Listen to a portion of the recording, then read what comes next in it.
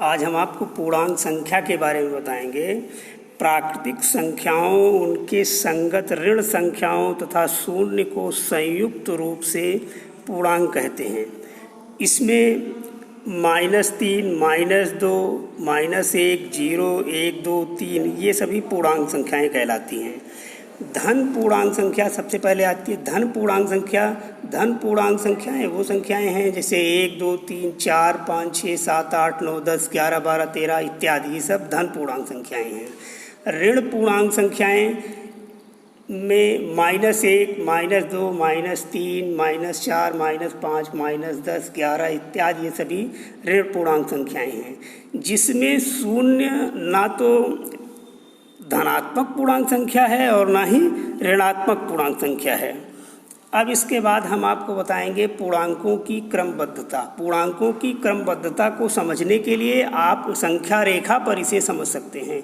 यानी संख्या रेखा पहले आप खींच लीजिए, उसके बाद 0 आपने पॉइंट बना लिया। रखने के बाद 0 के दाईं तरफ आप जो संख्या लिखेंगे 1, 2, 3, 4, 5, 6, 7, 8, 9, 10 ये सभी धन पूर्णांक संख्याएं होंगी। और 0 के बाईं तरफ जो संख्या लिखी जाएगी -1, -2, -3, -4, -5, -6 ये सभी ऋण पूर्णांक संख्याएं होंगी। यानी कि कहने का मतलब यह है कि 0 के बाईं तरफ की संख्या ऋण पूर्णांक संख्या और 0 के दाहिनी तरफ की पूर्णांक संख्याएं वो धन पूर्णांक संख्याएं होती हैं।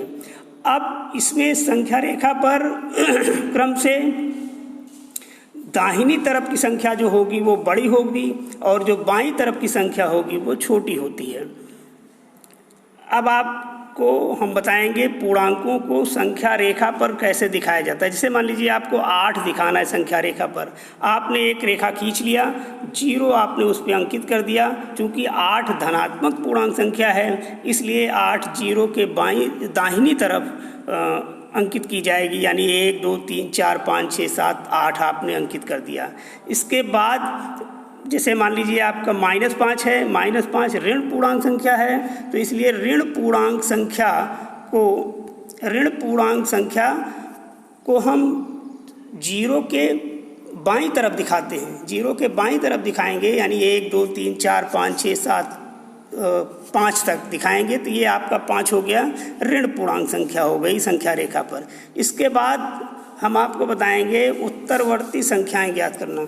उत्तरवर्ती संख्या ज्ञात करने के लिए हम जिसकी उत्तरवर्ती संख्या ज्ञात करनी हो उसमें एक जोड़ देते हैं। जैसे 50 की उत्तरवर्ती संख्या ज्ञात करनी है तो 50 की उत्तरवर्ती संख्या ज्ञात करने के लिए 50 में एक जोड़ दिया गया, 51 हो गई। यानी कि 50 की उत्तरवर्ती संख्या हो गई 51।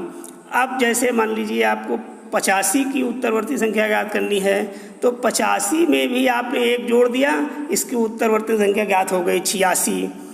अब आप पूर्ववर्ती संख्याएं कैसे ज्ञात करेंगे? पूर्ववर्ती संख्या ज्ञात करने के लिए संख्या में एक घटा देते हैं। जैसे मान लीजिए 62 की पूर्ववर्ती संख्या ज्ञात करनी है तो 62 की पूर्ववर्ती संख्या ज्ञात करने के लिए 62 में से एक घटा देंगे तो हो जाएगा 61। यानी 62 की पूर्ववर्ती संख्या 61 है। इसी प्रकार 74 की पूर्ववर्ती संख्या अगर आपको ज्ञात करनी है तो 74 में से एक घटा देंगे, 73 हो जाएगी। अब इस तरीके से आपने देख लिया कि उत्तरवर्ती संख्या ज्ञात करने के लिए एक जोड़ देते हैं और पूर्ववर्ती संख्या ज्ञात करने के लिए एक घटा देते हैं। अब इसके बाद हम आपको अगले वीडियो में हम आपको दे रहे हैं अभ्यास के लिए, प्रश्न करने के लिए। आप उसका अभ्यास अपनी कॉपी पर कीजिए, उसको लगा करके दिखाइए सवाल, ठीक है। अब देखिए हम आपको